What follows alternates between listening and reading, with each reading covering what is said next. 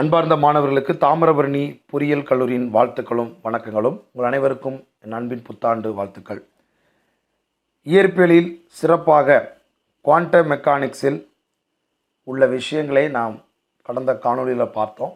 அதன் தொடர்ச்சியாக Schrödinger equation என்பதை குறித்து இந்த காணொலியில் நம்ம பார்க்க போகிறோம். இயற்பியல் அமைப்பின், அதாவது அணுவின் உள்ளே உள்ள பொருட்கள் போன்றவற்றின் அலைப்பண்பின் இயக்கத்தை விளக்கும் ஒரு அடிப்படை சமன்பாடு இந்த ஸ்க்ராடிஞ்சர் ஈக்குவேஷன். இது அடிப்படையான கருதுகோள்களிலிருந்து வருவிக்க முடியாத முதல் கொள்கையின் சமன்பாடு என்பதை நாம் புரிந்து கொள்ள முடியும்.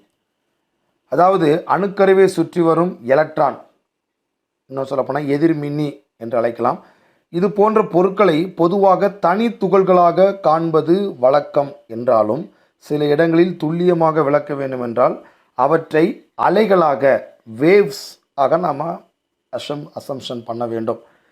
ஸோ இந்த ஸ்க்ராடிஞ்சர் சமன்பாடு என்பது அலை பண்புரு, அதாவது வேவ் ஃபங்க்ஷன் என்னும் ஒரு கற்பனை பண்புருவாக எவ்வாறு காலத்தில் மாறுபடுகின்றது என்பதை விரித்துரைக்கும் சமன்பாடு.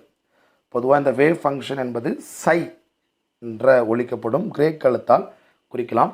இரண்டு வகையான ஸ்க்ராடிஞ்சர் ஈக்குவேஷன் உள்ளது. ஒன்று காலம் சார்ந்த ஸ்க்ராடிஞ்சர் சமன்பாடு, இரண்டாவது காலம் சாராத ஸ்க்ராடிஞ்சர் சமன்பாடு என்று பார்க்கலாம். காலம் சார் ஸ்க்ராடிஞ்சர் சமன்பாடின் பொதுவான வடிவம் IH கிராஸ் டோ சை பை டோ T equal to H psi. காலம் சாரா ஸ்க்ராடிஞ்சர் சமன்பாடு என்பது E psi equal to H psi. இங்கு E என்பது அந்த நிலையில் உள்ள ஆற்றலை குறிக்கிறது. ஆக குவாண்டம் பொறிமுறைக்கான பொதுவான விளக்கத்தில் அலைச்சார்பு அல்லது நிலைக்காவி என்று அழைக்கப்படும் குவாண்டம் நிலையை குறிப்பிட்ட இயற்பியல் தொகுதியை முழுமையாக விளக்குவது இதன் தனி பயன்பாடாகும்.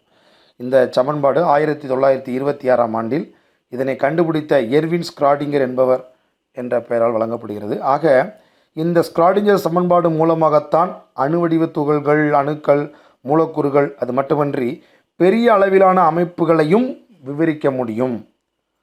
ஸோ இப்பேரண்டத்தின் இயக்கத்தை கூட விவரிக்க இயலும் சாத்தியம் இதற்கு உண்டு என்பது தனிச்சிறப்பு. நியூட்டனின் விதிகளைப் போல இது சாதாரணமாக நாம் விளக்க முடியாது. கொஞ்சம் சிரமப்பட்டு நாம் இதை புரிந்து கொள்ள முடியும். ஆக குவாண்டமின் சுவாரஸ்யமான விஷயங்களை இன்னும் வருகின்ற காணொளியிலும் நாம் பார்க்கலாம். தேங்க்யூ.